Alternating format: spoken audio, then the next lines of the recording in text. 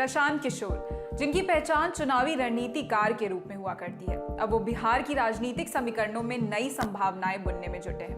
प्रशांत किशोर ने चंपारण से पदयात्रा की शुरुआत की। गांधी जयंती का मौका, पोस्टर में बापू और उनका चरखा। इस दौरान प्रशांत किशोर ने कहा, मैंने गांधी जयंती पर महात्मा गांधी के चंपारण सत्याग्रह के रास्ते पर अपने अभियान की शुरुआत की है। मैं गांधी जी का छोटा सा अनुयायी हूँ। प्रशांत किशोर की जन स्वराज पदयात्रा की शुरुआत चंपारण के भितिहरवा में बने गांधी आश्रम से हुई है। इस जगह से बापू कैसे जुड़े थे, आइए इतिहास के कुछ पन्ने पलटते हैं।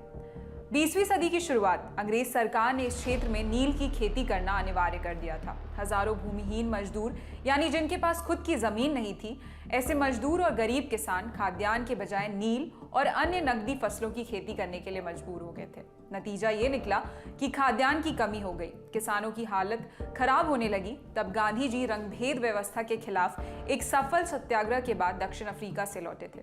बापू को एक मुक्तिदाता के रूप में देखा जाने लगा था। नील की खेती के प्रति स्थानीय लोगों का गुस्सा बढ़ता जा रहा था। एक धनी किसान हुआ करते थे, नाम था राजकुमार शुक्ल। बापू चंपारण आए, इसके लिए उन्होंने मान मनव्वल किया। अप्रैल 1917 में इसी भितिहरवा आश्रम से महात्मा गांधी ने चंपारण सत्याग्रह की शुरुआत की। इस आंदोलन का लब्बो-लुबाब ये निकला कि अंग्रेज सरकार को महात्मा गांधी के सामने झुकना पड़ा। इसी के साथ ये सफल आंदोलन देश की आजादी के संघर्ष का एक प्रतीक भी बना। प्रशांत किशोर पिछले कुछ समय से बेहद आक्रामक रणनीति के तहत बिहार की राजनीति में नए विकल्प और खुद के लिए नए राजनीतिक अवसर को तलाशने के अभियान में जुटे हैं। इस पदयात्रा के जरिए प्रशांत किशोर 1 से 1.5 साल में पूरे बिहार की नब्ज को टटोलेंगे। 3500 किलोमीटर का सफर तय करते हुए जन स्वराज यात्रा 38 जिलों और 243 विधानसभा क्षेत्रों से गुजरेगी। अब कुछ सवाल जो आपके मन में भी आ रहे होंगे। सवाल ये कि इस पद यात्रा से क्या संदेश पहुंचाने की कोशिश कर रहे हैं प्रशांत किशोर। प्रशांत किशोर के मुताबिक स्वतंत्रता के बाद 50 के दशक में भारत में अग्रणी राज्यों में शामिल बिहार आज देश का सबसे पिछड़ा और गरीब राज्य है। गरीबी, अशिक्षा, बेरोजगारी और भ्रष्टाचार जैसी समस्याओं से लोगों का बुरा हाल है।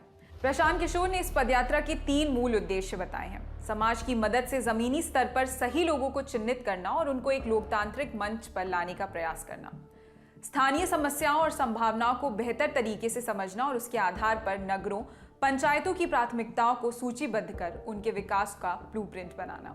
बिहार के समग्र विकास के लिए शिक्षा, स्वास्थ्य, रोजगार, आर्थिक विकास, कृषि, उद्योग और सामाजिक न्याय जैसे 10 महत्वपूर्ण क्षेत्रों में विशेषज्ञों और लोगों के सुझावों के आधार पर अगले 15 सालों तक एक विजन डॉक्यूमेंट तैयार करना। प्रशांत किशोर ने अपने पहले भाषण में एक ऐलान भी कर दिया। प्रशांत किशोर ने कहा, मेरी कथनी नहीं बल्कि करनी पर यकीन कीजिए। यही नहीं, प्रशांत किशोर ने कस्तूरबा बालिका उच्च माध्यमिक विद्यालय को गोद ले लिया। उन्होंने ये भी कहा कि यहाँ पढ़ने वाली बच्चियों का पूरा खर्च वो उठाएंगे। ये तो था वादा, बाकी खाका तैयार है। समझने समझाने के तमाम पन्ने भी। कदमों से बिहार नापा जा रहा है, तलाशी जा रही हैं संभावनाएं। क्या असर होगा, बदलाव कैसा होगा, तारीख दर तारीख पता चलता जाएगा।